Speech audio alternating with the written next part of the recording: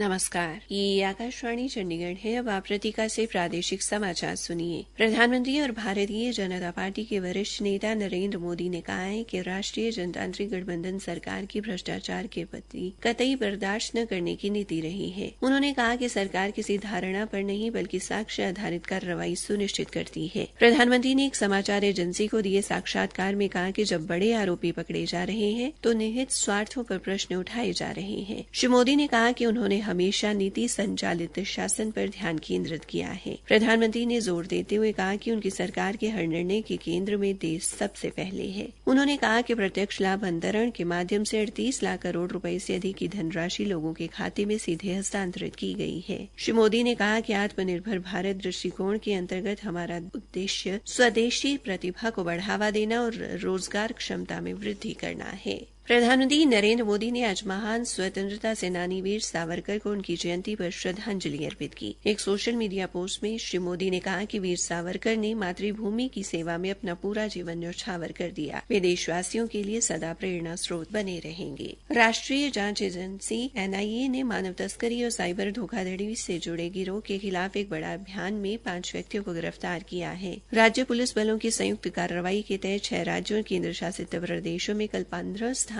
पर तलाशी ली गई। इन आरोपियों को बड़ोदरा, गोपालगंज, दक्षिणी पश्चिमी दिल्ली, गुरुग्राम और चंडीगढ़ से गिरफ्तार किया गया है। ये सभी उस नेटवर्क के लिए काम करते थे जो भारतीय युवाओं को नौकरी के झूठे आश्वासन देकर विदेश ले जाते थे। विदेश पहुंचने के बाद इन युवाओं को लाओस और कंबोडिया जैसे स्थानों पर फर्जी कॉल सेंटर में अवैध गतिविधियों में काम करने के लिए मजबूर किया जाता था। संयुक्त कार्रवाई के दौरान डिजिटल उपकरणों, पासपोर्ट और नकली रोजगार पत्रों सहित आपत्तिजनक सामग्री जब्त की गई है। इस सिलसिले में विभिन्न राज्यों में आज नई प्रथम सूचना रिपोर्ट दर्ज की गई है। पंजाब एवं हरियाणा उच्च न्यायालय ने सिरसा के डेरा सच्चा सौदा के प्रमुख गुरमीत राम रहीम सिंह को रणजीत सिंह हत्या मामले में बरी कर दिया है। रणजीत सिंह डेरे का पूर्व प्रबंधक था जिसकी वर्ष 2002 में हत्या हुई थी और बाद में यह मामला जांच के लिए CBI को सौंपा गया था। उल्लेखनीय है कि हत्या के इस मामले में पंचकुला में हरियाणा की CBI की विशेष अदालत ने अक्टूबर 2021 में गुरमीत राम रहीम सिंह को उम्र कैद की सजा सुनाई थी। गुरमीत राम रहीम फिलहाल पत्रकार रामचंद्र छत्रपति हत्याकांड और 2 साध्वियों से दुष्कर्म के मामले में सजा भुगत रहा है। उत्तराखंड सरकार ने पवित्र 4 धाम यात्रा पर आने वाले तीर्थयात्रियों के स्वास्थ्य की देखभाल और निगरानी प्रणालियों में सुधार के लिए स्वास्थ्य धाम नामक ऐप जारी की है। ये ऐप एक विशेष ऑनलाइन टूल है जिसे यात्रा के दौरान तीर्थयात्रियों की स्वास्थ्य स्थिति को ट्रैक करने के लिए सावधानी पूर्वक बनाया गया है। प्रत्येक श्रद्धालु के लिए इस ऐप पर पंजीकरण करना और अपना मेडिकल रिकॉर्ड अपलोड करना जरूरी है।